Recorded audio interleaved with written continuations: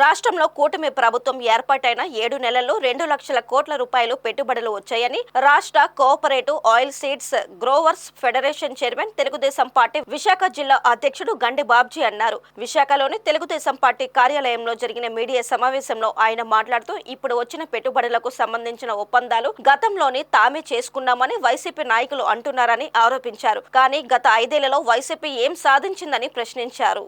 YCP పాలనతో AP అభివృద్ధి 15 సంవత్సరాలు వెనక్కి వెళ్లిపోయిందని గండి బాబ్జీ ఎద్దేవా చేశారు. గత వైసీపీ పెట్టిన 22,000 కోట్ల బకాయిలను కూటమి ప్రభుత్వం చెల్లించిందన్నారు. వైసీపీ రాష్ట్రాన్ని అప్పుల ఊబులోకి నెట్టేసిందని, ప్రతి నెల అప్పుల కోసం 71,000 కోట్ల రూపాయలు ప్రభుత్వం చెల్లిస్తోందని చెప్పారు.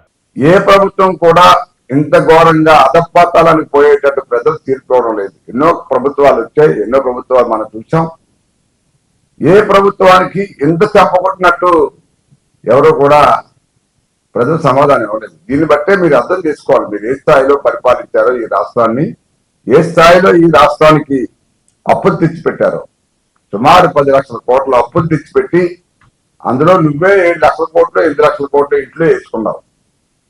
ఇంక ప్రజలకు నువ్వేం ఖర్చు పెడతావు? దీనివలన రాష్ట్రం సుమారు మనం 5 సంవత్సరాలు అనుకుంటున్నాం కానీ సుమారు 15 సంవత్సరాలు వెనక్కి వెళ్ళిపోయింది ఇవాళ అభివృద్ధి విషయంలో. సో దాన్ని మనం అందరం కూడా బాధపడుతున్నాం. నువ్వంతా కన్ఫ్యూజ్ చేసావు రాష్ట్ర పరిపాలన. 1,40,000 కోట్లు అప్పు పెట్టి నువ్వు దిగిపోయావు. మరి ఈ అప్పులన్నీ తీర్చుకుంటూ ఈ ప్రభుత్వాన్ని ఒక గాడిని పెట్టి బ్రహ్మాండంగా అభివృద్ధి చేస్తుంటే మీరేమో అక్కర్లేని